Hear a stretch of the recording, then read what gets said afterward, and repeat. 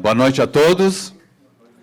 É com grande satisfação que recebemos a todos o apelo de que viesse nesta quinta-feira, o colega meu, professor Cerutti, né? A gente está comandando esse desafio, que é o novo tema da nossa universidade, em particular a FACE, né? De trazer momentos de prática da atividade empresarial para a atividade acadêmica. Então, a gente vai começar esse tema do primeiro semestre com vocês, né? Aliás, do primeiro bimestre, a respeito da análise de investimentos, análise de balanço, índice interno das organizações. Muito bem. Então, eu também queria agradecer ao pedido dos dois executivos da DEMAX, que fizeram a gentileza de abrir um espaço na agenda deles, né, de nos atender, né, e trazer esse conhecimento para cá, para a faculdade. Então, eu gostaria de agradecer a vocês pelo atendimento ao pedido. Foi sofrido, mas em uma véspera de feriado, né, essas pessoas são muito solicitadas, e então eles atenderam ao nosso pedido. E eu gostaria já de agradecer, antes de começar as atividades. Boa noite, pessoal. Tudo bem? A gente fez um curso rápido aqui para entender como funciona aqui o slide. Então, tá, como o Xir já nos apresentou, nós somos da empresa DEMAX.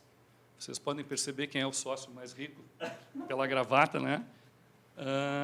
Então, a gente queria trazer para vocês aí, um pouquinho da prática, né, do nosso dia a dia, falar um pouquinho das influências das demonstrações contábeis na gestão das organizações. Bom, começamos pelo básico. Qual é o objetivo, né, da contabilidade? A contabilidade ela tem que captar, registrar, acumular, resumir e interpretar. Como é que tudo isso funciona, né? No dia a dia de uma empresa, a operação da empresa ela necessita de vários departamentos. Então, para fazer ter todo esse objetivo contábil, a gente precisa de vários departamentos. O departamento da contabilidade, controladoria, financeiro, comercial, vendas e assim por diante, né? E com essas informações que a gente vai captando e vai depurando, vai nos permitir um entendimento uniforme, né, de todas as áreas das decisões da empresa sobre o comportamento do seu próprio negócio. Então, assim, a metodologia de análise seria mais ou menos assim. A gente escolhe os indicadores, que são esses indicadores que a gente vai utilizar para fazer a comparação com os padrões. O que são os padrões? São os padrões de mercado que a empresa está atuando. Então, mais adiante, a gente vai falar sobre esses indicadores. Eu e o Erno selecionamos alguns para comentar com vocês, né? E a gente escolhe os indicadores, faz a comparação com os padrões de mercado. Dessa comparação, a gente vai ter um diagnóstico, e, a partir daí, a gente vai conseguir tomar a decisão, né, muito mais clara e transparente, né, do que a gente deve fazer para a continuidade da empresa. Então, assim, quem são os usuários das demonstrações contábeis? Na verdade, a demonstração contábil ela é obrigatória. Então, já começa desse princípio. Mas ela é importante para todas as áreas, né? Para as áreas, para bancos e financiamentos, o setor público, tu tem que apresentar para a Receita Federal a apuração dos teus impostos, tem que apresentar a tua escrituração agora através do SPED. Então, a contabilidade ela está abrangendo basicamente tudo, né? É muito importante. Deixa eu complementar um pouquinho nessa. Volta um pouquinho para essa tela aí. Então, na realidade, esses usuários dessas informações, eles têm expectativas em relação à nossa empresa, expectativas de investimento, fornecedores de mercadorias, de produtos, são sindicatos ou outras pessoas relacionadas à contabilidade. Então, para que a gente consiga ter estas informações contábeis, a gente tem que organizar a empresa de uma forma que estas informações sejam canalizadas através de uma ferramenta, que são os nossos sistemas corporativos, onde que a gente consiga fazer com que cada departamento consiga enviar as informações para dentro da contabilidade no momento em que elas acontecem de uma forma sistemática e de uma forma rápida. Hoje em dia, a informação ela tem que ser rápida para que a gente possa atender esse tipo de público que espera as informações da contabilidade. Para que isso aconteça, então, na realidade, a nossa ferramenta de gestão ela tem que estar clara e bem disseminada dentro da empresa. Então, esse é o papel fundamental de vocês, que vão ser futuros contadores, administradores, essa interação dentro da empresa, dentro dos processos, para que a gente consiga construir o melhor sistema de informação. Um sistema de informação que é de uma empresa, ele não pode ser útil para outra empresa. Então, cada empresa ela vai moldar o seu sistema de informações dentro dos padrões exigidos dentro das legislações de contabilidade, dentro das normas internacionais de contabilidade, para que todo mundo tenha o mesmo entendimento, que cada um destes interessados dentro da contabilidade possa fazer a leitura mais aprofundada e correta da empresa, das informações que ela produz, para que ela possa fazer os seus investimentos, o seu relacionamento com a nossa empresa. Então, essa é a espinha dorsal dentro de um negócio. Na realidade, tu precisa construir isso de uma forma sistemática, fazer com que as pessoas que na empresa trabalham se acoplem a este sistema e que produzam as melhores informações para as tomadas de decisões. Então, esta construção ela tem que ser uma constante. E essa construção ela é sistêmica, ela é diária. A ferramenta ela muda, mas a informação ela consiste para buscar o melhor resultado dentro da empresa. Então, o sistema de informação ele é extremamente importante para que a empresa consiga atingir os seus resultados.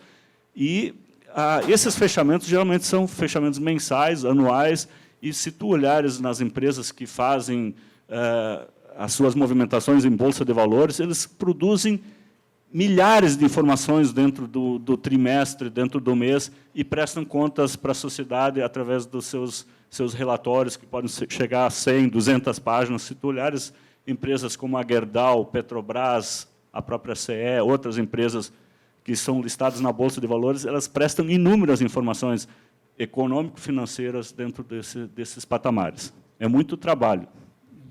Pode ficar um pouquinho nisso aqui.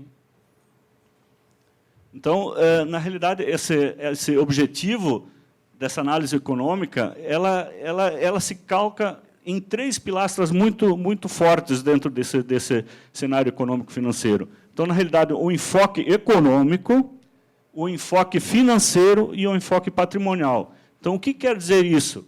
Na realidade, o enfoque econômico é a potencialização do resultado das empresas. Ela enfoca no resultado, no demonstrativo da receita e da despesa e na geração dos lucros. O enfoque financeiro, na realidade, busca muito a questão da capacidade de pagamento e a capacidade de receber fluxos de caixa, fluxo de dinheiro dentro das empresas. O enfoque patrimonial, na realidade, é a otimização dos investimentos ou dos financiamentos dentro das empresas. Então, são 3 enfoques muito importantes que as empresas devem levar em consideração quando for construir a sua estrutura de finanças, sua estrutura de informações. Beleza. Só complementando o que o Ernesto estava falando, é muito importante essa lâmina, tá? Porque ela demonstra bem claro que são 3 pilares que são utilizados tanto na administração quanto na contabilidade. Então, a nossa ideia também era tentar trazer essas informações de uma forma assim clara e bem transparente, para que a gente consiga entender que a administração e a contabilidade cada vez andam juntas e com mais força, né, dentro das instituições. Então, assim, a gente vê que o enfoque financeiro na questão de fluxo de caixa, que é aquele fluxo financeiro que o administrador cuida, juntamente com o enfoque econômico, que a gente vai pegar as informações lá do DRE, do contador, a gente começa a juntar essas informações, e vocês vão ver isso mais adiante, o quanto a gente consegue, né, tirar de tudo isso e, através de índice, como fica muito mais claro e muito mais fácil da gente entender o que a gente, às vezes, olhando, assim, olha o balanço, pô, mas o que quer dizer isso, o que quer dizer aquilo? Então, esses índices eles vêm facilitar muito no entendimento. E parece assim que os índices são uma coisa muito complexa, mas, na verdade, não são. Vocês vão ver isso aqui nas próximas lâminas. Bom, continuando ali na questão dos pilares, né, que eu estava comentando antes, do enfoque econômico, que vem lá do demonstrativo do resultado do exercício, que é o DRE, o enfoque financeiro, que é o fluxo de caixa, o enfoque patrimonial, que é o próprio balanço patrimonial. Acho que é melhor falar. Acho que é melhor falar. Me ajuda. Então, pessoal, assim, ó, fazendo uma análise assim das informações que a gente acaba tirando do balanço e juntamente com os administradores, o importante é que a gente tenha uma visão geral que seja um equilíbrio entre essas informações. O que a gente precisa? A gente precisa ter liquidez, a gente precisa ter rentabilidade e, de preferência, um endividamento curto. Tá? Como é que acontece isso? A liquidez, a disponibilidade que a gente tem, a rentabilidade atrelada à lucratividade da empresa e o endividamento, de preferência, que a gente tem um endividamento saudável, que não prejudique a nossa liquidez. Né? Tá? Então, a liquidez, que vem da análise do fluxo de caixa e que está atrelada à rotatividade. O que é rotatividade? É na própria operação da empresa, ela tem uma rotatividade, a operação mensal da empresa. Nessa rotatividade, a gente vai ter a necessidade de capital de giro. Tá? E, com essas informações, a gente vai analisar, através da contabilidade, a liquidez, que é a liquidez corrente, seca e geral, que nas próximas lâminas também a gente vai demonstrar. Rentabilidade. Né? Rentabilidade, ou seja, a rentabilidade ela é o atrativo da empresa e dos sócios, ou seja, todo mundo quer rentabilidade, a empresa e o sócio. Rentabilidade e produtividade. Produtividade com rentabilidade. Essa é a ideia. Endividamento. Também vem do análise do fluxo de caixa, tá? E de outros índices de endividamento que também vamos falar. A gente só está passando uma passada rápida, que é só para dar o foco, para vocês entenderem onde a gente quer chegar. Tá? Então, tá. Na contabilidade, a gente começa então com as análises horizontal e vertical. A análise horizontal, ela faz assim, ó, ela vai fazer tem um cuidado de verificar o que mudou de um exercício para outro exercício. Também se pode fazer de um mês para o outro, mas geralmente se usa na prática de um exercício para outro. Ou seja, tá, mas o que tu vai fazer? Na análise horizontal, a gente vai perceber se o ativo circulante aumentou, se ele diminuiu, se o endividamento aumentou ou reduziu, se o patrimônio líquido reduziu ou aumentou, e assim por diante, sucessivamente. A análise vertical, ela vai mensurar, dentro dos grupos do balanço, das contas do balanço, qual é a relevância que ela tem, por exemplo, para o ativo total ou para o passivo total. Ou seja, lá no ativo circulante, o que ele representa dentro do balanço no ativo total? E no passivo total, o que o passivo circulante representa dentro do total? E assim também dentro de outros grupos, que também vamos mostrar para vocês. E essas análises, tá, elas são extremamente simples de fazer. Parece que são análises complexas, mas não são. Como eu estava comentando, né, a gente pode fazer, através da análise vertical, quanto o ativo circulante representa do ativo total, quanto o lucro líquido da empresa representa da receita líquida, quanto o passivo não circulante representa do passivo mais o patrimônio líquido, quanto o passivo de curto prazo representa do passivo mais patrimônio líquido. E aqui é um exemplo, tá, de análise vertical. Vocês podem notar ali, ó, no ativo circulante, que tem 4.684.000 e tem um percentual ali, 42,48%. Ele representa, está dizendo que o ativo circulante representa 42,48% do ativo total, que é 11.028.000. E assim a gente consegue fazer as outras análises ali. Também no realizável a longo prazo, que hoje se chama ativo não circulante, é 20%, né, do ativo total. Lá no outro lado, lá no passivo, tá, o passivo circulante, 30% na análise vertical do passivo total de 11.028.000. Ou seja, assim a gente consegue ter uma ideia, dentro do final do exercício, de como é que foi o ano da empresa, como é que foi a evolução, né? Quantos por cento é o meu ativo circulante, como é que é o meu ativo não circulante, como é que está o meu curto e o longo prazo. E a partir daí a gente já começa a fazer outras análises e utilização de outros índices que são importantes. Não sei se eu estou indo muito rápido, se eu for rápido, por favor. Tá? Depois, no final, também a gente pode parar um pouquinho para esclarecer, ou tiver alguma pergunta, alguma dúvida. Tá? Então, tá. Análise horizontal, né? É aquela análise que a gente faz em 2 exercícios, e no qual a gente vai avaliar qual foi a evolução que teve. Que está aqui. Ó. Por exemplo, ó, nesse exemplo, a gente tem o ano 2000 e 1999. Se for perceber ali no circulante, no ativo, o circulante ele reduziu 3,8%. Quer ver um exemplo ali na conta de estoques, ele aumentou 27%. A gente consegue fazer uma comparação muito legal de cada ano e consegue e ver a evolução da empresa, tanto no passivo quanto no ativo. Tá? Vamos ver uma outra. Ó, ativo, investimentos. Ó. A empresa, em 99, não tinha praticamente nenhum investimento. Em 2000, tem 13 milhões. Tem 3.460%, tá? De evolução.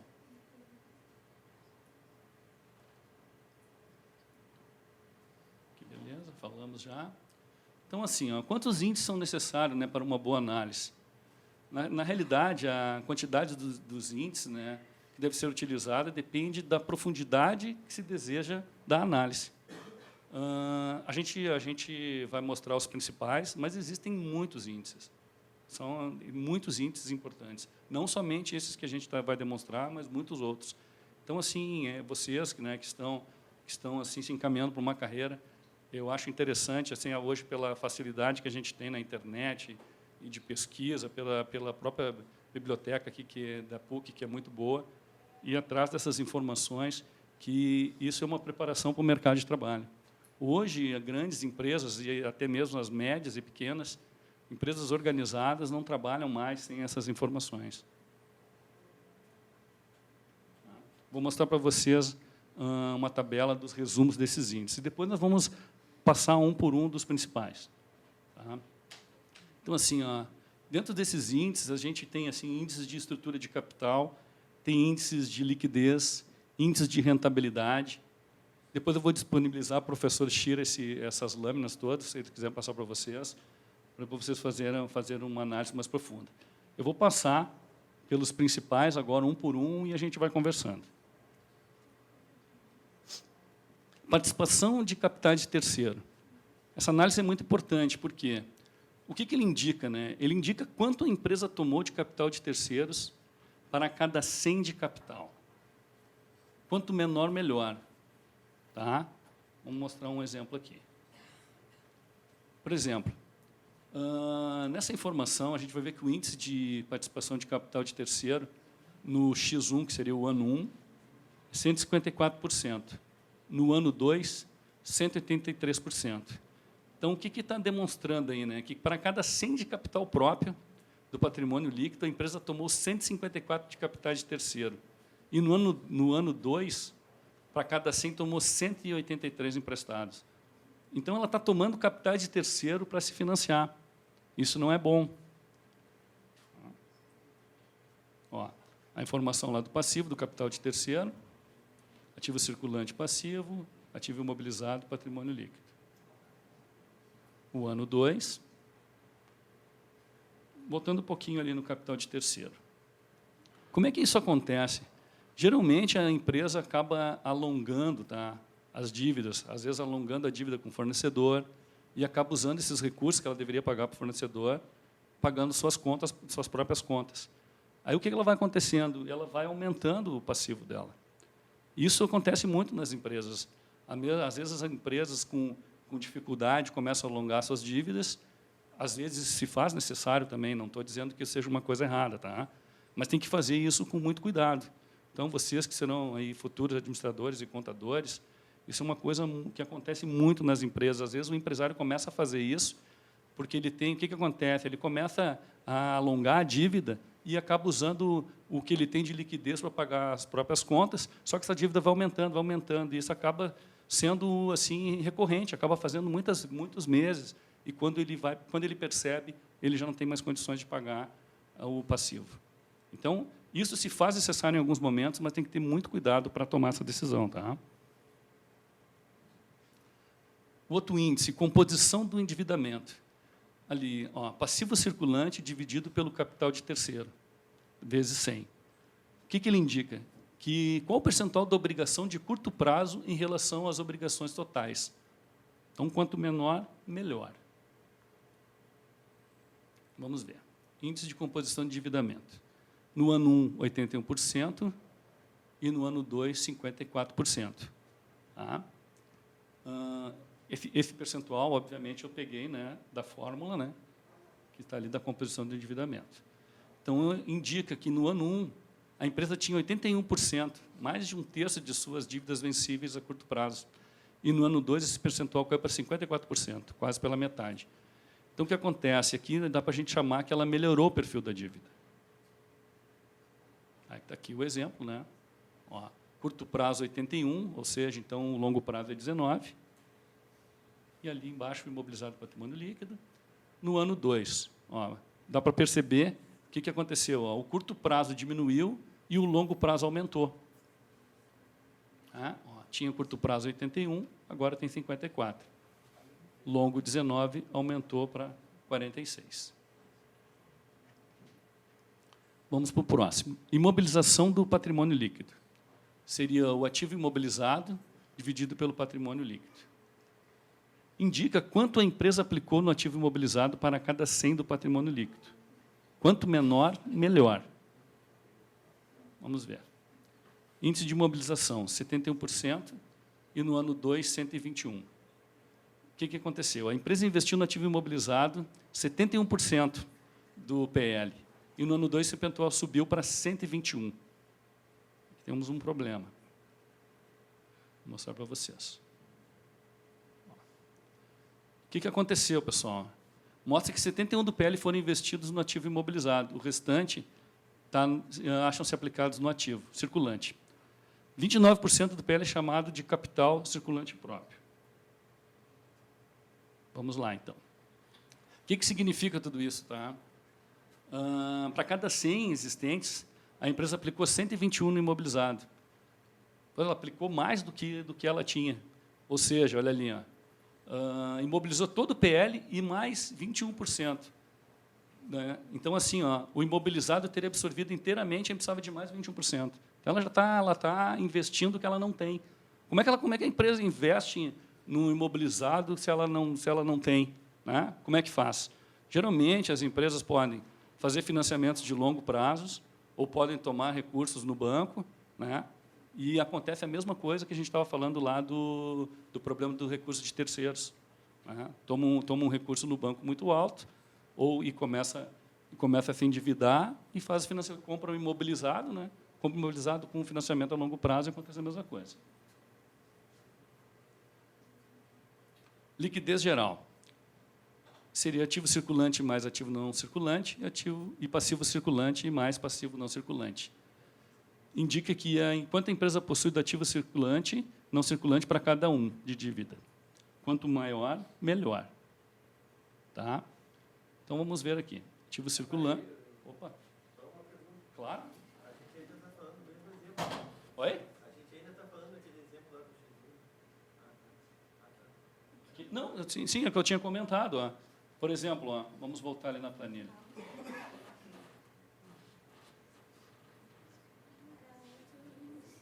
Ó, isso, o que aconteceu? Estava 71 do patrimônio e subiu para 121. Ou seja, ela imobilizou mais do que o patrimônio líquido dela. Aí que eu estava explicando como é que ela consegue fazer isso. Né? Ela pode comprar um imobilizado em 60 vezes, com um valor absurdo, e financiar a longo prazo. Aí ela tem uma dívida já maior do que deveria. Né? Não sei se ficou claro. É isso?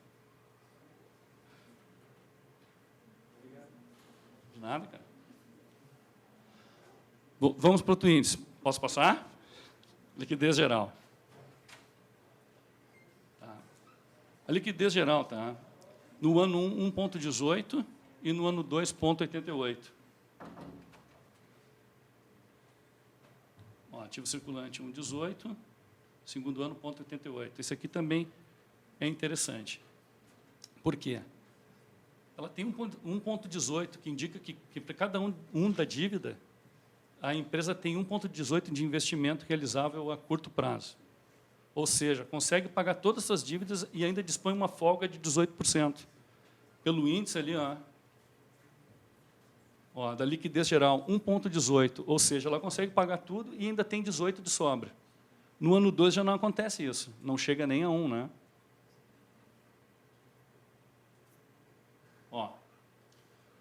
No ano 2 ela consegue pagar todas essas dívidas ainda... Não, no ano 1, desculpa. Vamos para o ano 2 aqui. Está aqui.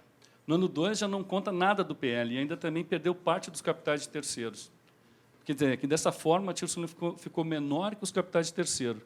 Para cada um de dívida existente, investimento circulante de 0,88, a empresa deverá pagar recursos para pagar suas dívidas, pois os atuais recursos são insuficientes. O importante desse índice é a base 1.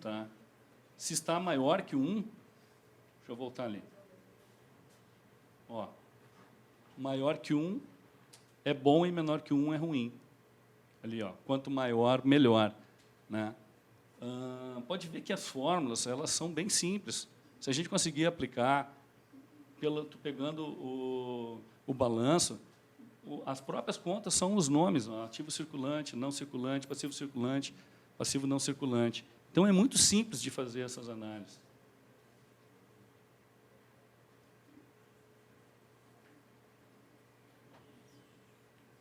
Imobilização de recursos não correntes. Aí seria o ativo imobilizado, dividido pelo PL, e mais o passivo não circulante. O que ele indica? Que o percentual de recursos não correntes a empresa aplicou no ativo imobilizado. Quanto menor, melhor. Vamos ver aqui, então. Então, nesse índice, ele mostra que a empresa destinou ao ativo imobilizado, no ano 1 e no ano 2. O índice ficou, índice de imobilização de recursos não correntes, 55% no ano 1 e 66% no ano 2.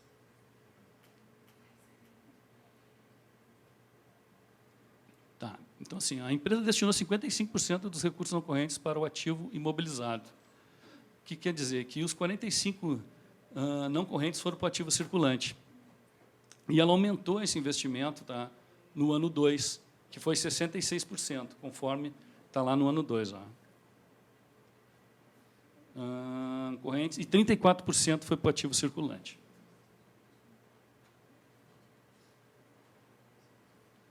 Liquidez corrente.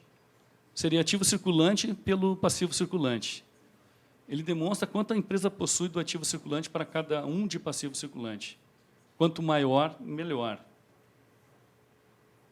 Na liquidez geral, a empresa ficou no ano 1 com 1,46 e no ano 2, 1,61. Quanto maior, melhor. Então, acima de 1, ela tem uma boa liquidez.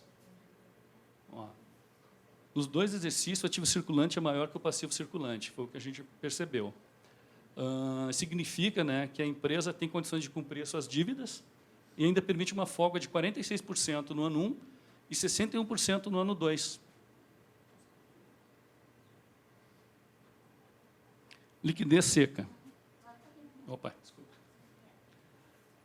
Então, o que é liquidez seca? Ela indica quanto a empresa possui do ativo líquido para cada um do passivo circulante, que são as dívidas de curto prazo. Quanto maior, melhor. E a fórmula está ali, disponíveis, mais aplicações financeiras, mais clientes, dividido do passivo circulante.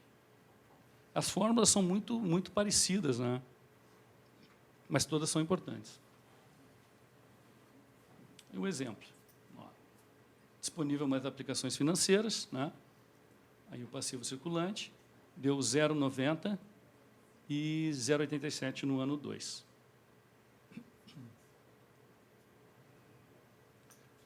O que está querendo dizer aqui? Como a gente está falando de circulante, o que é o circulante? É o que a empresa tem disponível. tá? Para poder utilizar para pagar as suas dívidas. E para pagar também as contas diárias, né? Ó, o que está dizendo aqui? Ponto 9 no ano 1 e ponto 87 no ano 2. Então, assim, ó, a empresa, só com o que ela tem no disponível, ela consegue pagar 90% das suas duplicatas. Tá? E no ano 2, ela tem 0,87, quase o mesmo índice. Se a gente for ver, tá, isso para os padrões, a gente pode dizer que é uma boa performance. Porque só com o disponível ela consegue quitar 90%, é uma boa situação. Vendas líquidas pelo ativo. Quanto a empresa vendeu para cada um de investimento total? Quanto maior, melhor. Ó, 1,76 no ano 1 e 1,11 no ano 2, giro do ativo. Tá. A empresa vendeu 1,76 para cada um investido. As vendas atingiram 1,76 vezes o volume de investimento. E no ano 2, a queda acentuada do volume de vendas para cada um investido, a empresa vendeu 1,11. Tá?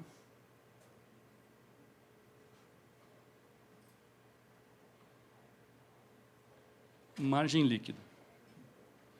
Claro que a gente pegando um balanço e fazendo análise por análise é muito mais dinâmico, né? Eu sei que é chato passar lâmina por lâmina e ficar falando como é que funciona. Mas quando vocês fizerem essa análise, pegar um balanço da empresa que vocês trabalham e começar a aplicar uma por uma, vocês vão perceber que vai funcionar muito melhor. Sim, eu só vou dar uma comentada em cima da utilização desses indicadores. Vamos supor que vocês sejam administradores de uma rede de lojas, matriz e 2 filiais. Como é que tu vai fazer essa análise? Na realidade, tu podes fazer a análise por loja, tu vai ter todos esses índices por loja, tu pode medir o desempenho do teu gerente daquela loja através desses indicadores, tu podes fazer a análise de todas as formas, tu pode fazer essa análise num período de 1 mês, 2 meses, 1 ano, 2 anos, 3 anos, e tu pode mensurar o crescimento, a rentabilidade toda, tu pode fazer isso por loja, e, no final, tu pode fazer o consolidado. O que é o consolidado? Tu pode fazer a análise do grupo. Tu começa a fazer a junção de todas as peças e tu pode traçar estratégias com esses indicadores num painel de indicadores que a empresa faz o acompanhamento mensal ou na periodicidade que ela entender necessária. Então, tu consegues fazer essa mensuração de uma forma bem prática, explícita. E isto é uma ferramenta de gestão que vocês, futuros administradores, vão usar hoje constantemente. Isso é uma ferramenta moderna de gestão. Estas ferramentas tu podes, hoje com a tecnologia, tu carrega nos smartphones, nos iPhones, onde que tu onde que tu estiveres, tu pode ter acesso a essas informações. Então, a ferramenta ela ficou muito mais fácil, prática, para tu poder tomar as decisões a hora que tu precisares realmente de uma informação para tu buscar algumas informações. Então, se tu começares a juntar todas essas informações, esses indicadores, em forma de painel para a análise do teu negócio, da tua filial, das lojas individuais ou agrupadas, então, tu vai sentir o quão importante é esta ferramenta para a gestão do dia a dia, tu fazer congregar as pessoas para dentro do teu orçamento, tu pode... Não é só olhar o passado disso aqui, vocês que vão fazer negócios, vão projetar negócios, novos negócios, garimpar novos mercados, vocês precisam fazer projeções, análises, então tu já podes aplicar esses indicadores nas projeções que vocês forem fazer nos novos negócios, na abertura de novas unidades. Então, esta ferramenta, o trabalho em conjunto com o contador, com o administrador, com os diretores ou com os donos do negócio ou os investidores. Então, na realidade, essa é uma ferramenta que tu vais utilizar no dia a dia dentro das empresas. Esse é o dia a dia da empresa. Além de congregar as pessoas para o objetivo comum, tu vais ter que fazer essas análises e tomar decisões em cima disso em forma de painel. Então, tá. Então, voltando aqui na margem líquida, né, que seria o lucro líquido dividido pelas vendas. Então, quanto que a empresa obtém de lucro para cada 100 vendidos?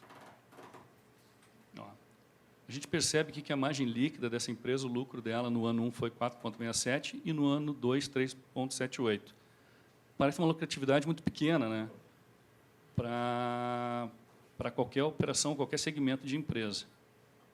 Inclusive, no ano 2, a gente também consegue perceber na análise que no ano 2 reduziu essa lucratividade. Olha aqui, ó. Houve uma considerável queda na margem de lucro da empresa. Né? Significa que a empresa feriu menor lucro global e ganha muito menos por unidade vendida, que é muito ruim. Então, assim, a gente só olhar a análise assim, sem estar linkado à empresa e ao seu segmento, parece uma coisa vaga.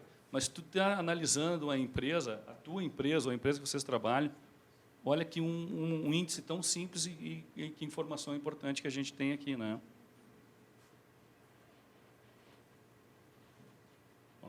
Rentabilidade do ativo. O lucro líquido dividido pelo ativo. Indica que quanto a empresa obtém de lucro para cada 100 de investimento total. Quanto maior, melhor. Olha aqui. Rentabilidade do ativo. 8,21 e caiu no ano 2 também. 4,19. Se está fazendo análise ou fazendo vocês futuramente fazer uma consultoria numa empresa, trabalhando na empresa que vocês trabalham hoje, vocês já conseguem perceber que há uma redução. E aí você já começa a trabalhar preventivamente. Por que reduziu? Por que a rentabilidade do ativo reduziu de um ano para o outro? Então, quando a gente está dentro da empresa e a gente conhece a empresa, conhece o dia a dia dela, fica muito mais fácil aplicar os índices. Claro que eu só falando aqui, mostrando, parece vago, mas na hora que vocês botam isso na prática e aplicam nas empresas, é muito positivo, né? Vocês conseguem trazer informações para a diretoria, para o presidente da empresa, conseguem fazer essas análises e você já consegue, às vezes, até perceber o porquê que essa rentabilidade reduziu. Para cada 100 investido, a empresa ganhou 8,20 no ano 1 e 4,19 no ano 2, que foi o que a gente percebeu ali.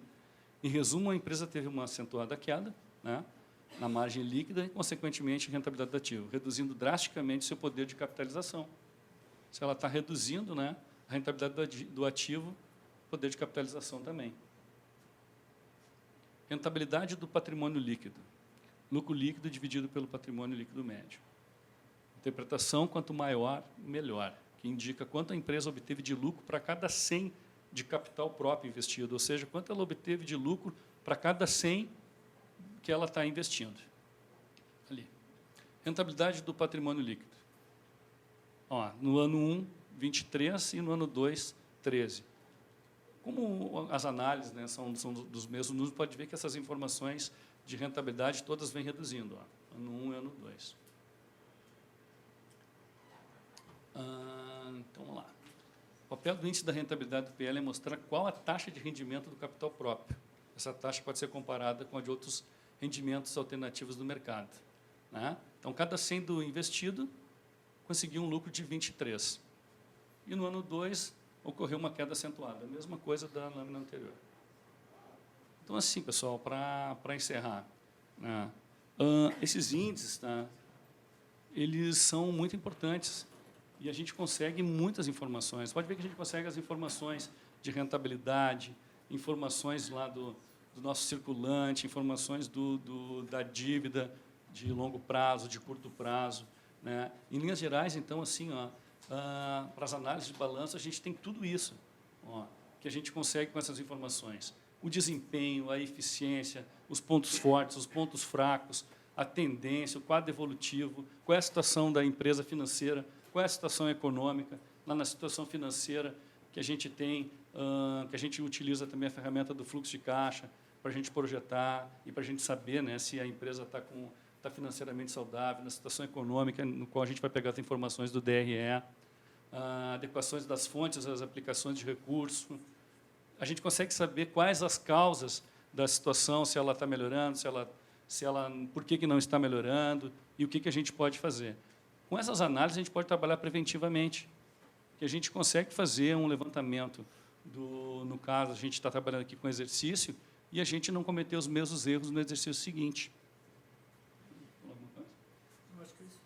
Então tá, pessoal, era esses índices que a gente queria trazer para vocês. E se vocês tiverem alguma pergunta, fiquem à vontade. Obrigado.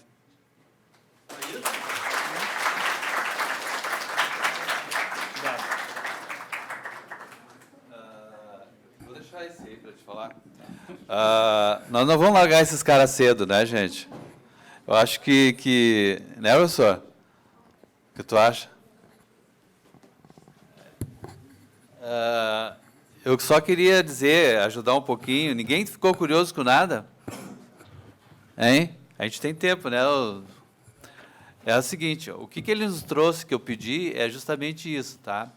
Ele traz essas informações e na intenção da empresa se ela mediu o curso que está indo o mercado, vamos supor, que nem ele faz aqui, ele traz essa projeção e o mercado está recessivo, de um ano para o outro diminuiu 4%, foi, né? De 4 para 3, vamos supor, a participação. Daí, na hora de analisar, ele vai ver se realmente o mercado acompanha esse decréscimo de rendimento, né? Isso aqui nos baliza de duas formas.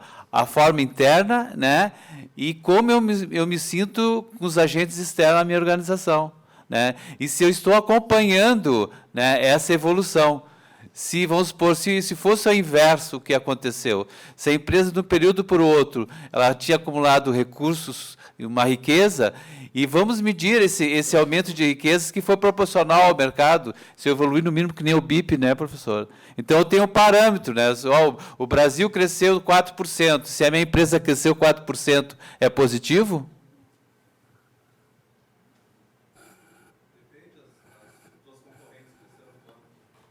Não, daí eu não sei, mas em relação ao crescimento brasileiro. Ele acompanhou, certo? Então é positivo, né, professor? No momento em que eu acompanho, não é negativo. Ele é negativo porque eu não evolui, mas é positivo porque, né, eu sou daquele tempo ainda que, assim, ó, se a minha empresa não der resultado positivo, está empate 0-0, é bom ou é ruim? É bom, eu não perdi, mas eu não ganhei. Então, vocês preferem botar dinheiro na empresa do que só esperar não botar nada. É. Então, assim, ó, nós futuros, né, eu preciso viver mais 20 anos, tá? Então, nós do futuro, a gente tem que pensar assim, ó, a minha empresa está vegetando, tá bom. Enquanto eu estou vegetando, eu posso acompanhar e analisar o mercado e ver onde eu estou errando para melhorar. Certo? Então, se eu estou vegetando, é positivo, porque eu não coloquei dinheiro no negócio. Eu não tirei, mas não botei. Então, o ruim é tu não ganhar e ter que pôr dinheiro ainda. Então, a regra número 1 para nós, né, é empatar o jogo, 0-0. É positivo, porque eu estou no mercado, né, estou visualizando, estou vendo as oportunidades. Só não peguei a onda, né? Quando vir a onda, eu vou pegar ela e vou dar, né, aquele golpe. Então, é isso, pessoal. Não precisa ter rentabilidade. Se eu me mantenho, eu estou positivo. Imagina a nossa nessa crise agora. É bom eu não ter lucro? É ruim, mas ao menos eu não estou colocando.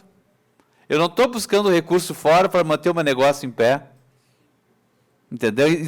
Isso aí faz parte. E aquilo que ele fala ali do desempenho, eu posso controlar mês a mês, e que nem o professor Nero fala, de ter todo o conjunto e por individual, reconhecer o desempenho da loja individual é bem mais fácil do que eu reconhecer num conjunto todo. Aqui eu não estou vendo a imagem aonde está indo, então eu abro para o segmento, por loja, e eu identifico onde eu estou gastando mais daquilo que eu previa. Então, as previsões que eu tenho para gastar, eu acompanho aqui. Né, professor? Tem alguma coisa para jogar aí? Não, eu acho que essa questão orçamentária ela é importante para tu fazeres a tua análise do negócio, da rentabilidade, até de fazer os investimentos ou de buscar novos nichos dentro do mercado. Se tu tiveres isso bem controlado, por isso que tem que fazer a estrutura bem feita e tu poder acompanhar o teu orçamento dentro desse período para tu fazeres as correções dentro do período ou nos próximos períodos. Então, essa análise é importante, tu fazer ela sedimentada e depois tu faz o agrupamento, tu junta essas questões todas e tu vais fazer as análises da forma que tu precisares para tu fazeres a melhor gestão do negócio. Então, essa informação ela tem que estar disponível. E nós, como contadores e futuros administradores, eu acho que nós temos que buscar isto. Isto é o nosso desafio. O desafio é nós nos mantermos no mercado e olharmos para frente também, de buscar o diferente. E se tu tem a informação bem sedimentada, tu conhece bem a tua empresa, tu vais tomar as melhores decisões. Tu tem menos possibilidade de erro ou de fazer algum investimento ou alguma ação administrativa que tu não deverias tomar, como se tu não tivesse nenhuma informação. A informação ela é importante, mas não é só tê-la. Tu precisa saber trabalhar com ela e usá-la para que tu consiga os melhores resultados. Ok? Só, pessoal, só complementando o que o professor Chiro estava falando, a questão ali do empate, né, na empresa. Pô, mas a empresa está empatando, que seria o ponto de equilíbrio. Claro que o objetivo de toda a empresa é ter lucro e ter uma boa rentabilidade. Mas acho que o Chiro queria dizer que se a pessoa não tem que aportar na empresa, tem que botar dinheiro, o sócio tem que botar dinheiro, já é um início, né?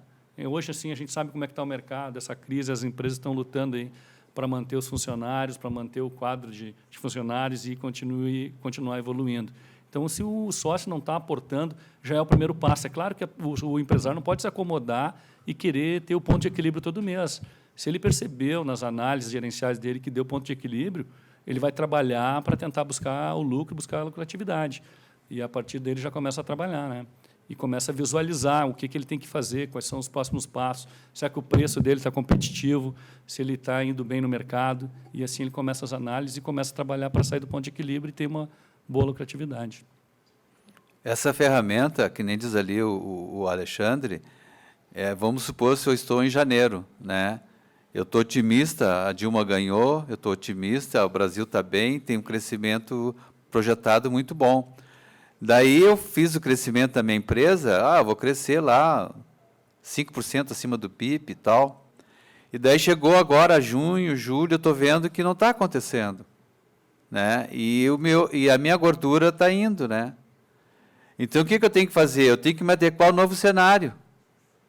E acompanhando os índices, eu vou ter que reduzir custo, né? Enxugar aqueles excessos. E esses indicadores vão me dizer aonde eu vou chegar aquilo que eu quero. Que eu projetei alguma coisa lá para frente e digamos assim, os agentes externos, a minha organização não correspondeu, eu tenho que me adequar de novo à nova realidade. Então, esses indicadores, eles não vão ser só para sucesso, ganhar dinheiro. Eu também tenho que pensar que ele vai me adequar ao novo voo, né? A nova projeção da minha empresa é baseada nesse cenário pessimista, né? Que está todo mundo desacreditando e ninguém quer gastar dinheiro. Na realidade, saiu o dinheiro do mercado, ninguém está gastando. E não vou ser eu que vou ser, só eu que vou ter lucro, né? Não vai ser o meu concorrente que vai ter lucro, porque eu não tenho concorrente, o lado seu. Mas, se o mercado não está comprador, não está para todo mundo. Então, eu tenho que adequar a nova realidade baseado nos indicadores. Ao reduzir 10% da minha venda, vou reduzir também meus gastos fixos e os variáveis. E esses indicadores me apontam a isso, né? Então, eu sou mais conservador, né? Que nem o Alexandre fala. Não preciso dar lucro hoje, o importante é me manter. Amanhã eu volto e volto forte. Porque uma tomada de decisão equivocada, às vezes, para mim voltar de novo, demora 5, 6 meses. Fiz um negócio errado, né? Botei dinheiro fora, a minha margem é baixinha, às vezes eu demoro para recuperar, né, professor? Aquele lucro que eu perdi. Então, às vezes, a empresa não é imediato, as coisas são mais demoradas. Eu dependo do consumidor entrar na minha loja, sair de casa, viajar, pegar o ônibus, entrar no shopping, entrar na minha loja e poder vender. A oportunidade de negócio ela é escassa, não é assim, toma lá da cá, né? Então, as coisas têm que ser bem controladas, por isso que eu sou mais conservador. Se der empate, estou feliz da vida, não botei dinheiro, tá bom. Agora eu vou pensar para resolver aonde eu vou amenizar o meu gasto para me ter uma rentabilidade. Eu não começo com lucro, ninguém começa com lucro, tu começa do zero. Tu dá um passo para depois chegar no outro. E tu vai te adequando. Certo, gente? Só na loteria que é bom ganhar direto, né? aposta, né, coisa do gênero, mas primeiro se dá um passo para depois dar outro. Então, a gente tem que ser assim, ó, otimista, pé no chão. Se der 1%, ganhe mais, tudo bem, que nem ele fala, a rentabilidade do ativo. Se eu tenho dinheiro no mercado financeiro, a minha empresa tem que remunerar o que o mercado financeiro remunera. Essa é a equiparação que ele faz ali. Mas e daí se eu não tenho dinheiro? O mercado não está também, então eu tenho que me adequar. Ninguém ganha toda hora, né? Então, uma hora eu ganho, uma hora eu perco. Então, a gente tem que saber ganhar e perder, né? O negócio é não perder o negócio, não perder o rumo e não perder o foco. Né, professor? É isso? Então eu queria agradecer a todos, né, essa oportunidade que vocês tiveram de conhecer essas figuras aí, né? E agradecer vocês pelo esclarecimento dado a nossos futuros executivos. Já tem gente se formando aí, sabe mais do que nós aí dentro, tem gente que sabe mais do que nós. Só estão quietinhos. Estão quietinhos.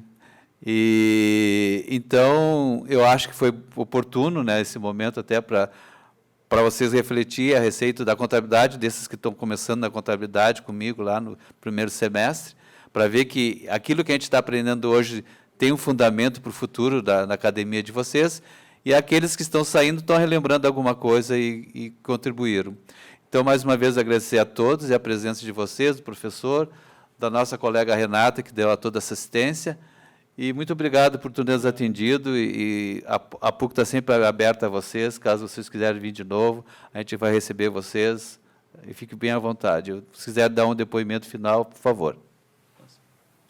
Beleza, a gente só, então, queria agradecer a oportunidade de passar um pouquinho da prática, né, porque a gente está dentro da instituição, eu acho legal que a instituição tem essa abertura de pessoas do mercado conseguir interagir com vocês, trazer um pouquinho da prática, juntamente com a teoria que vocês têm dentro do curso, né? Então, agradeço a paciência. Eu sei que algumas lâminas ali são um pouco chatas, porque são sem um balanço junto, fica mais complicado de entender, mas se vocês pegarem um balanço e um DRE e aplicarem esses índices, vocês vão ver que eles são muito bacanas, e tudo isso que o Xi já comentou, né, vai auxiliar na gestão de qualquer empresa. Muito obrigado a todos, então. Valeu. Queria agradecer a presença também de vocês. E, na realidade, eu só queria dizer uma coisa assim para vocês. É importante estudar, entender do mercado, e eu acho que o mais importante para todos nós que somos dessa área financeira, da gestão das empresas, eu acho que nós temos que ser inquietos, não aceitar o resultado da forma como nos é colocado muitas vezes, mas sempre de buscar o melhor. A gente dar o nosso melhor para que a gente consiga os melhores resultados. Ok? Então tá.